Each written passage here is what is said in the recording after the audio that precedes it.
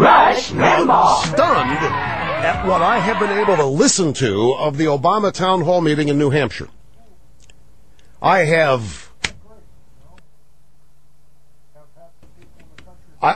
literally stunned at the pathetic nature of this. It is responsive. Obama is responsive to nothing in the current debate about this.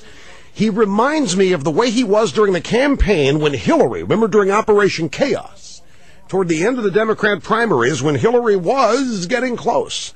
This is not presidential today. This is a campaign appearance that has no relationship to any reality on the ground now, vis-a-vis where our health care debate is. Well, I think we can pay for health care. Get rid of the Bush tax cuts. Let's get rid of the Bush tax cuts. We'll pay for health care that way. I think we can pay for health care we just eliminate tax deductions for people like me who make over $250,000. And there are a lot of cost savings in Medicare. Well, we're not going to cut Medicare, I thought. None of this relates. I just watched a woman ask a question that took 5 minutes. Seemed like, 3 minutes to ask the question. I'll tell you what's missing. If you see any sound bites of this, or if you happen to be watching it now and listening to me do the play-by-play, what you're watching here is a salesman sell a product that doesn't exist. We need to see the page numbers on the bill that supports every claim that he is making today. What he doesn't understand is more and more people don't trust him or the Democrats to do this, and he's not responding to that.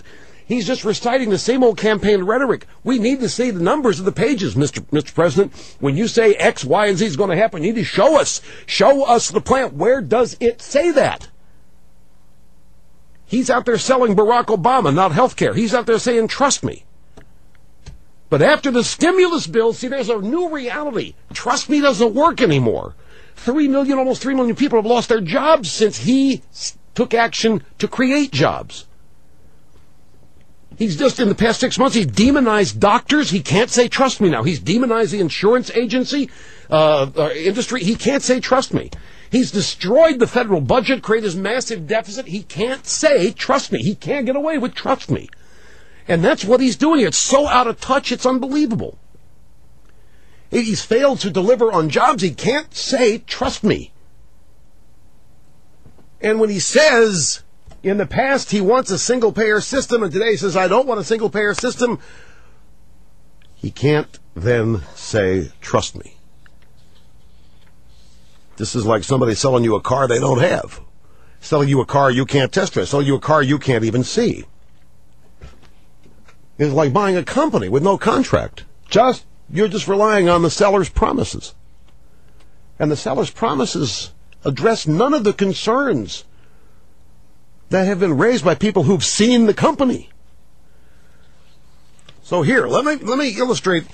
This is Obama this afternoon, Portsmouth, New Hampshire, and an audience member. Mr. President, you've been quoted over the years when you were a senator that you were essentially a supporter of a universal plan. I'm beginning to see that you've changed that. Now this, none of this is real. None of these questions are real. I'm beginning to see you're changing on that. Do you honestly believe that? Do you still, as you support a universal plan, or are you open to the private industry still being maintained? I have not said that I was a single-payer supporter because, frankly, we historically have had a employer-based system in this country with private insurance. I have not said I was a single-payer supporter. Here, 2007. Not even 2 years ago. Well, a little over 2. March 2007. Service Employees International Union Healthcare Forum. My commitment is to make sure that we've got universal health care for all Americans by the end of my first term as president. I would hope that we can set up a system that allows those who can't go through their employer to access a federal system or a state pool of some sort. But I don't think we're going to be able to eliminate employer coverage immediately. There's going to be potentially some transition process. I can envision a decade out, or 15 years out, or 20 years out.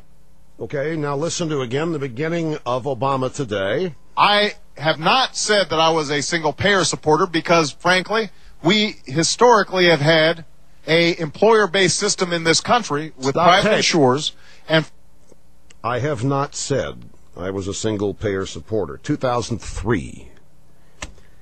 AFL-CIO conference campaigning for the U.S. Senate. I happen to be a proponent of a single-payer universal health care plan.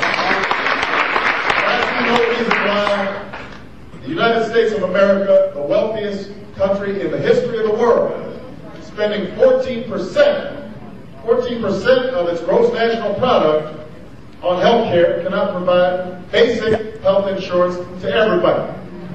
And that's what Jim's talking about when he says everybody in, nobody out.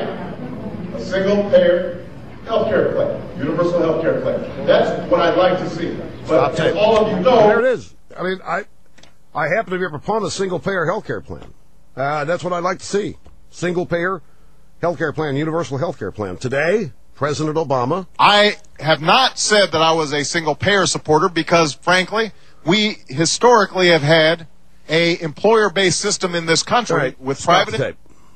Mr. President, you can't do this and have people trust you. The power of your cult-like appeal is gone. You can't destroy jobs after telling people you're going to create and restore jobs and then say, trust me. You can't say you've never said you were a single-payer supporter when we have sound bites of you advocating it, promising it to your most fervent supporters, and then say, trust me. You have lost the trust. Oh, I'm stoking the flames. I'm stoking the flames. There I go again, stoking the flames. There I go again. I'm stoking the flames here. What, I'm supposed to just shut up and forget what I heard in 2007 and 2003?